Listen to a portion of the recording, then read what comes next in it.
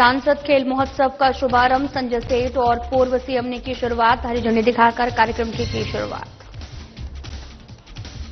जमशेदपुर में नमो युवा मैराथन दौड़ का आयोजन का उद्देश्य रहा नशा मुक्ति। कार्यकर्ता और आम लोग हुए शामिल। खत्म हुआ कुर्मी समाज का रेल रोको आंदोलन। रेल रोको का सबसे ज्यादा असर पड़ा यात्रियों पर। आंदोलन रुकने के बाद ट्रैक कराया गया खाली। पलामू सीएचसी में पहली बार हुआ घुटने के ट्रांसप्लांट। आयुष्मान भारत योजना के तहत किया ट्रांसप्लांट।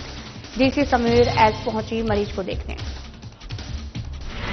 कल से नवरात्रि की शुरुआत। शारदीय नवरात्र की तैयारियां जोरों पर। बनाया जा रहा भव्य पूजा पंडाल।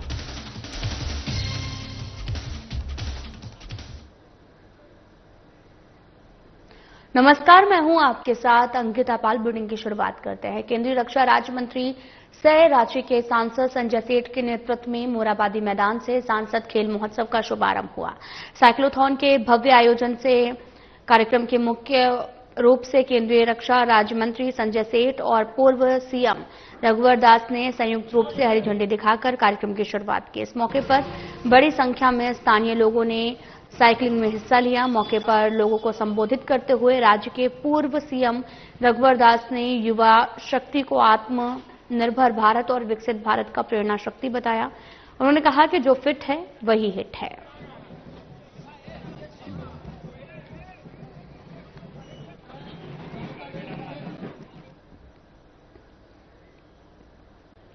दुमका में युवा शक्ति का उत्सव सांसद खेल महोत्सव 2025 को नेता प्रतिपक्ष सह प्रदेश अध्यक्ष बाबूलाल मरांडी ने हरी झंडी दिखाकर नमो साइक्लोथॉन में शामिल प्रतिभागियों को रवाना किया है। और इस अवसर पर दुमका के पूर्व सांसद सुनील सोरेन, जिला अध्यक्ष सहित कई पदाधिकारी उपस्थित रहे। खेल को आयोजन किया जाएगा और उसी में से आज ये आयोजित किया गया है। और मैं अपनी ओर से इस अवसर पर इतना ही कहूंगा, क्योंकि अभी एक तो दुर्गा पूजा आ रहा है, नवरात्रि प्रारंभ हो रहा है, फिर दीपावली भी है, फिर छठ भी है, यानी अनेक प्रकार के पर्व त्योहार है। तो एक तो मैं सबों से कहूंगा, नौजवानों से भी कहूंगा कि देश के प्रधानमंत्री नरेंद्र मोदी जी का एक बड़ा आह्वान है कि हम स्वदेशी वस्तुओं का हम उपयोग करें। दैनिक जीवन में जो कुछ भी हम उपयोग करते हैं वो स्वदेशी वस्तु से मतलब है जो भारत वर्ष में बनाया गया हो, चाहे कंपनी बाहर की ही क्यों ना हो, लेकिन भारत में बना है, जहां भारत के लोगों की पसीना हाथ लगा हो। जमशेदपुर भाजयुमो ने नमो युवा मैराथन दौड़ का आयोजन किया और देश के प्रधानमंत्री नरेंद्र मोदी के जन्मदिन के अवसर पर बीजेपी 17 सितंबर से 2 अक्टूबर तक सेवा पखवाड़ा मना रही है। इसी कड़ी में भारतीय जनता युवा मोर्चा की ओर से जमशेदपुर में नमो युवा रन का भव्य आयोजन किया गया। बताया गया कि यह आयोजन नशा मुक्त जमशेदपुर फिटनेस और राष्ट्र सेवा के उद्देश्य से किया गया है, जिसमें झारखंड के पूर्व सीएम चंपई सोरेन, जमशेदपुर सांसद विद्युत वरण महतो और बीजेपी युवा मोर्चा नीतीश श्रीवास्तव समेत पार्टी के हजारों कार्यकर्ता और आम लोग शामिल हुए। देश का युवा भारतीय जनता पार्टी ओर से शुरुआत है 17 सितंबर भाई नरेंद्र मोदी के जन्मदिन से इस कार्यक्रम को 2 अक्टूबर तक शुरुआत है। और आज का इस लोह नगरी में जमशेदपुर में एक युवाओं का नमो युवा रन में भाग लिए। हजारों युवा आज उसी कार्यक्रम के अंतर्गत में है। जो युवा ही देश का भविष्य है और जो भाजपा देश स्वस्थ और मजबूत के सोच के साथ इस कार्यक्रम को रखा गया है, ताकि पूरा भारतवासी हमारा लोकप्रिय प्रधानमंत्री भाई नरेंद्र मोदी जो पूरा विश्व में भारतवर्ष को मजबूती के साथ पहचान दिलाने का काम किया। इस मैराथन दौड़ में आज उपस्थित हमारे पूर्व मुख्यमंत्री भाई बड़े भाई चंपाई सोरेन जी, अभय भाई, किरण भाई, सुधांशु ओझा जी और हमारे नीतीश जी जो युवा मोर्चा के अध्यक्ष, ये सारे वरिष्ठ नेताओं के देखरेख में मैराथन दौड़ का शुरुआत हुआ। विश्व के सबसे पॉपुलर प्रधानमंत्री भाई नरेंद्र मोदी जी का जयंती जो है, जन्मदिन है आपका 17 सितंबर को, और ये सेवा पखवाड़ा के तहत जो है लगभग 2 अक्टूबर राष्ट्रपिता महात्मा गांधी जी की जयंती और शास्त्री जी के, लाल बहादुर शास्त्री की जयंती पर समापन हुआ। और अब देखिए विभिन्न क्षेत्र में काम इस तरह शुरुआत हुआ। कहीं महिलाओं की जांच शिविर हुआ, कहीं स्वच्छता के बारे में लोगों को जागरने का काम किया। इसमें लगातार प्रोग्राम और सेवा पखवाड़ा के माध्यम से ही इस कार्यक्रम को लिया गया। कितने युवा लोग उत्साह आप देख रहे होंगे, उनका सोच है कि युवा पीढ़ी आने वाला हमारा भविष्य है। देश के प्रधानमंत्री नरेंद्र मोदी ने भारत के सभी नागरिकों से अपील की है कि अब से हम सब एकजुटता के साथ में जो है किसी भी खरीदारी पर स्वदेशी को ही अपनाएंगे। पक्ष विपक्ष आमने सामने नजर आने लगी है। झारखंड सरकार के स्वास्थ्य मंत्री इरफान अंसारी ने प्रधानमंत्री मोदी पर टिप्पणी करते हुए कहा कि मोदी खुद देश के प्रधानमंत्री हैं, फिर भी वे स्वदेशी अपनाने की अपील कर रहे हैं। उन्हें सबसे पहले तो ये पहल करनी चाहिए कि बाहर से आ रहे सामानों को बॉर्डर पर ही रोक लगा देनी चाहिए। इरफान अंसारी के बयानों पर बीजेपी ने पलटवार करते हुए कहा कि अंतर्राष्ट्रीय कानून का जानकारी ही नहीं है। अंतर्राष्ट्रीय लेवल पर कोई भी प्रोडक्ट को कभी भी आप बंद नहीं कर सकते। पेट्रोल तो बाहर से ही आ रहा है। 42% पेट्रोल हम बाहर से खरीदते हैं, तो बंद कर देंगे तो उनकी गाड़ी कैसे चलेगी। इरफान अंसारी सिर्फ छिछड़ा बातें करते हैं। अगर बाहर से ही बंद करना है तो बस पहले तो राहुल गांधी, सोनिया गांधी को बंद करना चाहिए, क्योंकि वे इटली से आ रहे हैं, भारत आकर चुनाव लड़ रही है। अपील मोदी जी ने किया। हम तो मैंने कहा बड़ा स्क्रीन पहली बार मैं मोदी जी को देखा, अच्छा लगा। आपको इतना अच्छा लग रहा था देखने में, तो चलिए मुख्यमंत्री प्रधानमंत्री जी तो मालिक हैं, तो अपील क्यों कर रहे हैं प्रधानमंत्री महोदय? आप तो बंद करवा सकते हैं, प्लेन में बंद करा दीजिए, बॉर्डर में रोक दीजिए, कोई विदेशी सामान आएगा ही नहीं आएगा। तो जो बातें था हमको लग रहा था कि चलिए ये नया थीम है। I appreciate once again, I am wishing to Narendra Modi ji. नहीं, देखिए इरफान अंसारी जी को अंतर्राष्ट्रीय कानून का जानकारी ही नहीं है। अंतर्राष्ट्रीय लेवल पे कोई भी प्रोडक्ट को कभी भी आप बंद नहीं कर सकते। क्या क्या बंद करेंगे? पेट्रोल तो बाहर से आ रहा है, 82% पेट्रोल हम बाहर से खरीदते हैं, तो हम बंद कर दें, उनकी गाड़ी कैसे चलेगी? ये बहुत माने छिछला बात है। और अगर बाहर से ही बंद करना है तो पहले तो सोनिया गांधी को बैन करना चाहिए। वो इटली की है, तो भारत में क्या कर रही है भाई? कहां चुनाव लड़ रही है? उसको भी बैन करना चाहिए। कुल मिला के कहना यह नहीं है कि इरफान क्या कह रहे हैं, जिनको कहने और सुनने की आदत ही नहीं है, सिर्फ बोलने की आदत है, बिना समझे बिना जानकारी का जिनको बोलना हो, उसके बारे में हम इतना ही कह सकते हैं कि सबसे पहले मंत्री बने हैं तो कम से कम प्रोटोकॉल समझिए। आप एक मंत्री हैं, प्रधानमंत्री के बारे में आप मंत्री होके एक प्रदेश के टिप्पणी करते हैं, ये बहुत ही छोटा बात है और अच्छा बात नहीं है। और मुझे सिर्फ इतना ही कहना है, अपील भी करना है कि जब भारत के लोग भारत के बने हुए सामान जब उपयोग करेंगे, तभी भारत की तरक्की और भारत के लोगों की तरक्की होगी। इस पर प्रधानमंत्री जी ने जो कहा है, मुझे लग रहा है आने वाला कल में भारतवासी 140 करोड़ भारतवासी उसको अपनाएंगे। और विदेशी सामान कुछ ऐसे जरूर रहते हैं जिसे आने का से कोई नहीं रोक सकता है। राजधानी रांची स्थित प्रदेश बीजेपी कार्यालय में पार्टी के प्रवक्ता अजय शाह ने संवाददाता सम्मेलन को संबोधित किया। संवाददाता सम्मेलन में बीजेपी नेत्री प्रवक्ता राफिया नाज भी उपस्थित रही। संवाददाता सम्मेलन के माध्यम से भारतीय जनता पार्टी ने राज्य के स्वास्थ्य विभाग पर एक बार निशाना साधा। बीजेपी ने इस बार स्वास्थ्य विभाग की ओर से निकल रहे टेंडर का मुद्दा गंभीरता से उठाया।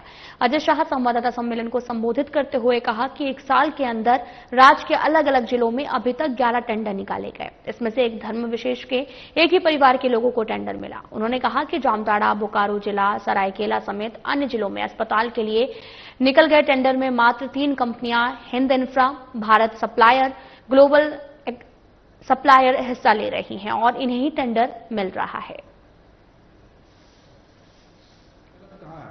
अगर 3 कंपनीज डाल रही है तो मिले 3 कंपनीज में से एक को, इसमें लीगल है। मैं क्या लीगल गलत है ये मैं भी आपको बता रहा हूं। इस 3 कंपनी का मैंने इन्वेस्टिगेशन किया, यानी पहला हिंद इंफ्रा, दूसरा भारत सप्लायर, तीसरा ग्लोबल सप्लायर। पहली कंपनी का एड्रेस है पहाड़ी टोला रांची, दूसरी कंपनी का एड्रेस है पहाड़ी टोला रांची, तीसरी कंपनी का एड्रेस है पहाड़ी टोला रांची। यानी एक ही घर से तीनों कंपनी चल रही है। अब इन तीनों कंपनीज के मालिक कौन है? पहला, हिंद इंफ्रा के 2 डायरेक्टर हैं, Khwaja Abdul Gudir Ahmad Bhatt. Second director Khwaja Mohsin Ahmad. Second जो कंपनी है भारत इंफ्रा, इसके डायरेक्टर है ख्वाजा मोहसिन अहमद। यानी एक आदमी दोनों कंपनीज में डायरेक्टर है, एक में डायरेक्टर और एक में प्रोप्राइटर है, नाम उसका है ख्वाजा मोहसिन अहमद। तीसरी कंपनी जो है वो है ख्वाजा फरहान अहमद भट्ट। यानी एक परिवार, एक ही आदमी, एक ही रांची के मुस्लिम परिवार को ये 11 के 11 टेंडर जो है वो दिए गए, अलॉट किए गए। इनका वॉल्यूम 10-15 करोड़ के आसपास का है। मुरी रेलवे स्टेशन में एसटी की सूची में शामिल किए जाने की मांग को लेकर कुर्मी समाज के रेल रोको आंदोलन ने रेलवे परिचालन को बुरी तरीके से प्रभावित किया है। सुबह से लेकर रात 10:30 बजे तक ट्रैक जाम रहा। वंदे भारत एक्सप्रेस समेत कई ट्रेनें घंटों तक फंसी रही। हजारों की संख्या में आंदोलनकारी सुबह से ही मुरी रेलवे स्टेशन पर ट्रैक पर उतर आए। महिलाएं, बच्चे, बुजुर्ग भी इस आंदोलन में शामिल हुए। ढोल नगाड़ों और पीले गमछे के साथ में आंदोलनकारियों ने अपनी मांगे बुलंद की हैं। हो रहा है, बच्चे लोग को खाना पीना या कोई सुविधा नहीं इस ट्रेन में नहीं मिल रहा है क्या? ये वंदे भारत तो नहीं मिल रहा है। कहाँ से कहाँ जाना था आपको? कोडरमा जाना था। कोडरमा? टाटा से कोडरमा। तो ये कहाँ से रुके हुए आप लोग? हम लोग सुबह 6 बजे से रुके हुए। तो क्या उम्मीद लग रहा है अभी? अभी तक कुछ पता नहीं चल रहा। काफ़ी लंबे समय तक चीज़ें अस्त व्यस्त रही। मुझे लगता है कि लगभग 12 घंटे से ज़्यादा ये चला और यहाँ पे फोर्स मुस्तैद थी। उनका प्रदर्शन में पीसफुल ही रहा, कोई तोड़फोड़ और ऐसी घटना हम लोग को फोर्स नहीं यूज़ करना पड़ा। उनके जो हमने कम्युनिकेशन चैनल्स ओपन रखे थे हमेशा और उनसे वार्ता जारी थी। तो उसके बाद लास्ट वार्ता हुई, उसके बाद उनके कुछ डिमांड्स थे, उनके जो भी डिमांड्स थे वो आगे तक पहुँचा दिया जाएगा और उसके बाद वो लोग पीसफुली यहाँ से डिस्पर्स हो। धनबाद जिले में उल्लास नवभारत साक्षरता कार्यक्रम के तहत 15 साल से ऊपर निरक्षर लोगों के लिए परीक्षा का आयोजन किया गया, जिसके तहत जिले के पूर्वी टुंडी प्रखंड क्षेत्र के उत्क्रमित उच्च विद्यालय फतेहपुर में 15 साल से ऊपर की उम्र के निरक्षर बुजुर्गों को परीक्षा हुई, जहां पर यह कार्यक्रम एक केंद्र प्रायोजित योजना से है, जिसका उद्देश्य 15 साल और उसके अधिक आयु के सभी व्यक्तियों को बुनियादी साक्षरता, संख्या ज्ञान, जीवन कौशल, व्यावसायिक कौशल और सतत शिक्षा प्रदान करना है। राष्ट्रीय शिक्षा नीति 2020 के अनुरूप इसे 2022-27 की अवधि के लिए लागू किया गया है। सबसे पहली बात, इसका उद्देश्य यही है कि आज भी भारत देश में बहुत सारे निरक्षर व्यक्ति लोग अभी भी मौजूद हैं। तो उस असाक्षर व्यक्ति जो 15 साल से ऊपर है, उसको जन चेतना केंद्र के तहत हम लोग को प्रत्येक महीना पढ़ाया जा रहा था। भीटी के द्वारा, जो शिक्षा से भीटी का नियुक्ति हुआ था, उसके द्वारा पढ़ाया जा रहा था। और अभी तत्काल 17 गो यहाँ इस स्कूल में 17 गो का टारगेट था और आज सभी लोग पहुंचे हैं, एग्जाम दे भी रहे हैं। आश्विन मास कृष्ण पक्ष की प्रतिपदा से अमावस्या तक 15 दिनों तक चलने वाले पितृपक्ष के अंतिम दिन लोग अपने पितरों की आत्मा की शांति के लिए तर्पण किया है। शास्त्रों के अनुसार पितृपक्ष के समय पितरों की आत्मा पृथ्वी पर नदी तट पर आकर विचरण करती है, इसलिए इन दिनों लोग अपने पितरों की आत्मा की शांति मोक्ष प्रदान करने के लिए जल तर्पण करते हैं। इस संबंध में पंडित प्रमोद पांडे ने कहा कि तर्पण करने से पितरों की आत्माएं तृप्त होती हैं, परिवार में कल्याण सुख शांति आती है और पितरों की आत्मा भी तृप्त होती है। बहुत बड़ा महत्व है। हम लोग हिंदू सनातन धर्म के अनुसार प्रतिपदा से लेकर के महालया तक पितृ हमारे स्वर्गलोक से आकर के मृत्युलोक में भ्रमण करते हैं, इसलिए हम लोग उनके आत्म शांति के लिए तर्पण करते हैं, पिंडदान करते हैं, जिससे हमारे पितृदेवता प्रसन्न होकर के ग्रहण करते हैं और आज महालया के दिन में पुनः फिर अपने स्वर्गलोक को विदा हो जाते चले जाते हैं। इसलिए आज का दिन बहुत महत्वपूर्ण पितरों के लिए बहुत पुण्यदायक है। आज के दिन जो भी पितरों के नाम पर श्राद्ध तर्पण जलदान जो भी करते हो हमारे पितृ को प्राप्त होती है और शांति उन्हें मिलता है और स्वर्गलोक को पधारते हैं। 22 सितंबर से शारदीय नवरात्र शुरू हो रहे हैं। कलश स्थापना के साथ ही मां की पहली पूजा की शुरुआत हो जाएगी। ऐसे में पाकुड़ जिले भर में दुर्गा पूजा को लेकर काफी ज्यादा उत्साह है। हिरणपुर डाक बंगला परिसर में दुर्गा पूजा की तैयारी जोरों पर चल रही है। साथ ही सार्वजनिक दुर्गा पूजा समिति के द्वारा भव्य पूजा पंडाल बनाया गया। कलश स्थापना के साथ डाक बंगला परिसर में 9 दिनों तक मां की पूजा होगी। अलग अलग दिनों में मां की अलग अलग स्वरूप की पूजा की जाएगी। हिरणपुर डाक बंगला परिसर से एक भव्य कलश यात्रा निकाली जाएगी। इस कलश यात्रा में पहली बार महिला ढाकी शामिल होगी और इसमें कलश यात्रा और आकर्षण का केंद्र बनेगा। आने वाले नवरात्रि की शुभकामनाएं सभी को। कल से नवरात्रि का त्योहार शुरू हो रहा है और कल कलश स्थापन के साथ सार्वजनिक दुर्गा पूजा समिति हिरणपुर का नवरात्र प्रारंभ होगा। कल कलश यात्रा होगी जिसमें महिला ढाकी टीम पहली बार इस क्षेत्र में वो आएंगी और उस ढाकी टीम के साथ कलश यात्रा प्रारंभ होगा। कह सकते हैं कि माता के पूजन के अवसर पर माता ढाकी टीम के द्वारा कल का शुभारंभ होगा। राजधानी रांची में दुर्गा पूजा का भव्य आयोजन होता है। पूजा के दौरान भक्तों की भारी भीड़ मां दुर्गा के दर्शन के लिए पूजा पंडाल पहुंचती है। ऐसे में दुर्गा पूजा के दौरान किसी भी तरह की समस्या लोगों को ना हो, उसको लेकर जिला प्रशासन रेस में है। पदाधिकारी लगातार पूजा पंडालों का निरीक्षण कर रही है। इसके साथ साथ रावण दहन स्थल और साथ ही विसर्जन स्थल का भी निरीक्षण किया जा रहा। जिले के सदर एसडीओ उत्कर्ष कुमार और सिटी एसपी पारस राणा ने हरमू चौक, अरगोड़ा, एचईसी, रांची स्टेशन बंद गाड़ी पूजा पंडालों का निरीक्षण किया और कई निर्देश दिए।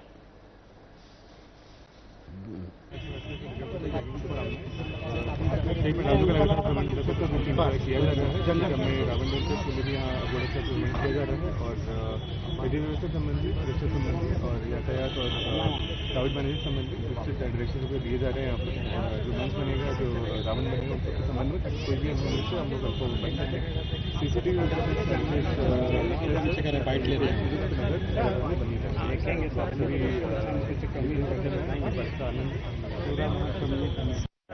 की समीक्षा करते हुए उसमें नेसेसरी डायरेक्शंस और अपनी जो टीम को जो है उस हिसाब से प्लानिंग और अवेयरनेस जो उनका बढ़ाना है, जो आगे की प्लानिंग करनी है। सर, महिला सुरक्षा को लेकर क्या किस तरह से डिपुटेशन आप लोग तैयार कर रहे हैं? महिला सुरक्षा को लेके जैसे पंडाल में जब भी जा रहे हैं तो पंडाल में जो मेन चीफ ऑर्गेनाइजर हैं उनसे जैसे पूछा जा रहा है कि आपने क्या अपनी तरफ से अरेंजमेंट किए हैं, जिसमें अलग अलग जो रास्ते जो बनाए गए हैं। इसके अलावा जितने भी पंडाल है उसमें जो प्रतिनियुक्ति जो फोर्स की जाएगी, स्पेशल महिला बल का भी उसमें अलग से प्रतिनियुक्ति उसमें की जाने की उसमें तैयारी है। कोडरमा जिला भर के सभी थाना प्रभारियों को शारदीय नवरात्रि दुर्गा पूजा को लेकर पूजा समिति के सदस्यों, जनप्रतिनिधियों और बुद्धिजीवियों और सामाजिक कार्यकर्ताओं के साथ शांति समिति की बैठक हुई।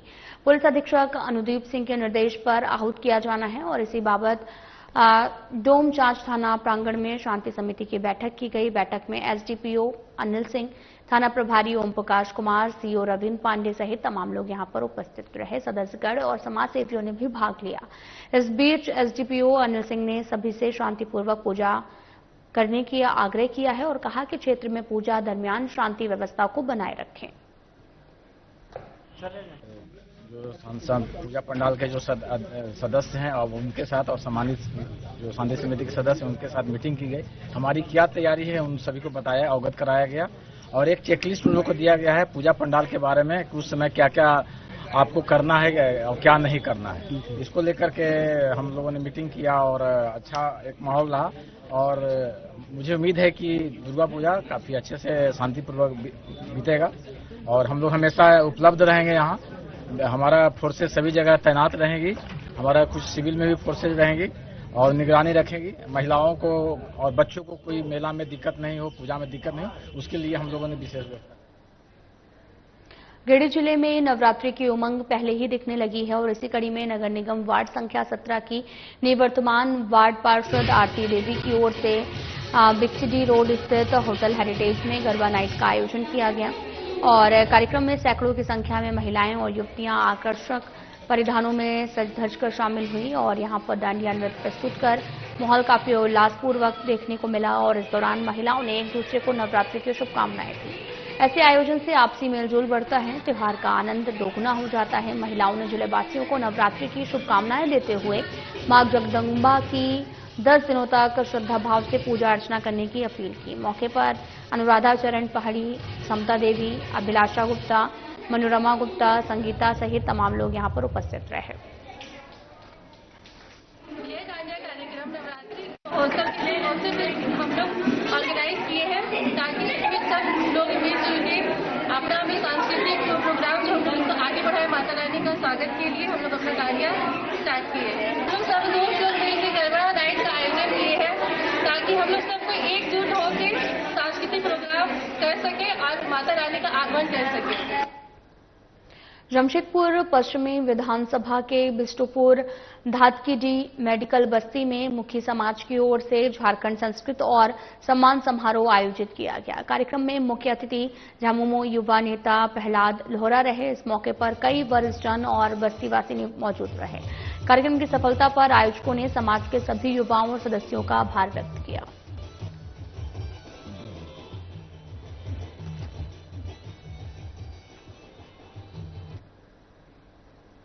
झारखंड में पहली बार एक सामुदायिक स्वास्थ्य केंद्र में एक मरीज का घुटने का ट्रांसप्लांट हुआ है। मरीज बिहार के गया के गुरारू का रहने वाला है। 4 साल पहले एक सड़क हादसे में मरीज का घुटना टूट गया था। मरीज सोनू कुमार पलामू के चैनपुर इलाके में कभी ड्राइवर का काम किया करता था। सोनू कुमार चल फिर नहीं सकता था। वो इलाज के लिए पलामू के चैनपुर सामुदायिक स्वास्थ्य केंद्र में गया, जहां डॉक्टर ने उनके पैर की जांच की। जांच करने के बाद चैनपुर सामुदायिक स्वास्थ्य केंद्र के डॉक्टरों ने सोनू कुमार को घुटने का ट्रांसप्लांट करने की सलाह दी है। सामुदायिक स्वास्थ्य केंद्र के प्रभारी चमन कुमार ने हड्डी रोग विशेषज्ञ डॉक्टर प्रवीण सिद्धार्थ से संपर्क किया। बाद में डॉक्टरों की टीम ने पलामू के चैनपुर सामुदायिक स्वास्थ्य केंद्र में शाम करीब 1.5 घंटे तक मरीज सोनू कुमार के घुटने का ऑपरेशन किया, घुटना ट्रांसप्लांट किया। घुटना ट्रांसप्लांट के बाद सोनू कुमार जल्द ही चलने फिरने लग जाएंगे।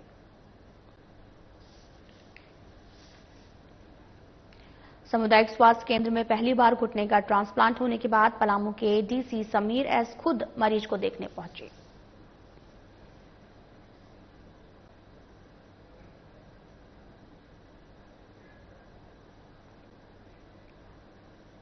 आरजेडी के राष्ट्रीय कार्यकारिणी सदस्य और कोडरमा विधानसभा के आरजेडी नेता सुभाष प्रसाद यादव ने कोडरमा में 4 लेन सड़क की गुणवत्ता और रेलवे ओवरब्रिज के समीप सड़क धंसने और कोडरमा में लगातार हो रही सड़क दुर्घटनाओं पर गहरी चिंता व्यक्त की है।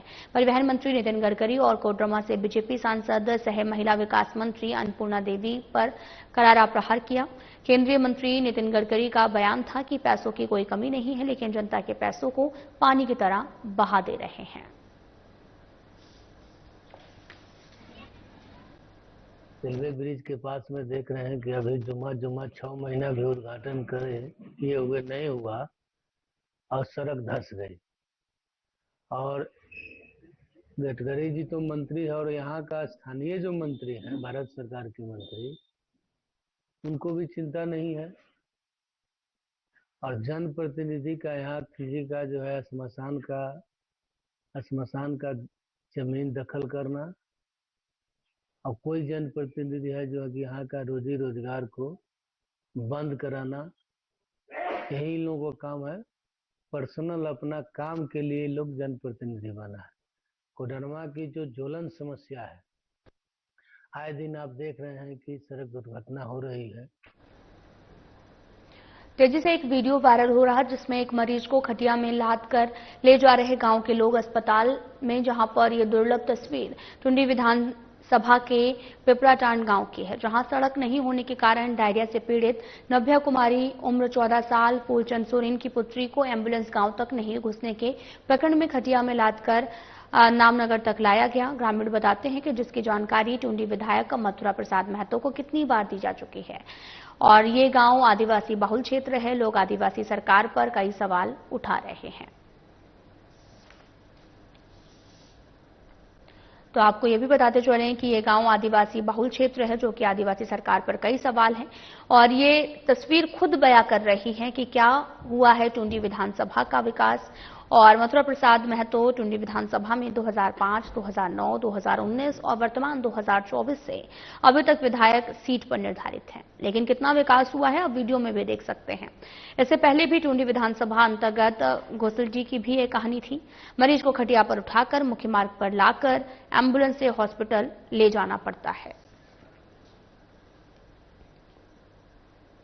धनबाद में यातायात व्यवस्था को सुचारू और सुरक्षित बनाए रखने के उद्देश्य से धनबाद ट्रैफिक पुलिस ने रविवार को शहर के कई क्षेत्रों में विशेष जांच अभियान चलाया। इस दौरान पुलिस अधिकारियों और जवानों ने 2 पहिया और 4 पहिया वाहनों की गहन जांच की और जिन वाहनों के कागजात अधूरे पाए गए, जिन चालकों ने हेलमेट और सीट बेल्ट का उपयोग नहीं किया, उन पर जुर्माना लगाया गया। कई वाहन चालकों का मौके पर चालान काटा गया। ट्रैफिक पुलिस ने बताया कि इस अभियान का उद्देश्य लोगों को यातायात नियमों का पालन करने के प्रति जागरूक करना है, ताकि सड़क दुर्घटनाओं में कमी आ सके। आज हम लोग वरीय पुलिस अधीक्षक महोदय धनबाद के निर्देशानुसार विनोद बिहारी चौक पर ब्लैक गिलास के विरुद्ध में, फैंसी नंबर के विरुद्ध में और विदाउट हेलमेट के विरुद्ध में, चिल्ड्रन राइडर के विरुद्ध में जो हमला अभियान चला रहे हैं। और पूजा का टाइम शुरू हो रहा है, पूजा का माहौल है, लोगों से अनुरोध होगा कि आप एहतियात नियमों का पालन करें और सुरक्षित रहें, अपने बच्चों के लिए, अपने परिवार के लिए, अपने खुद के लिए। क्या फाइन वगैरह भी किया जा रहा है? हाँ, फाइन कटा जा रहा है, जिसका जिस हिसाब से आ रहता है अपराध फाइन करते हैं, फिल्हाल बुलेटिन में इतना ही। नमस्कार।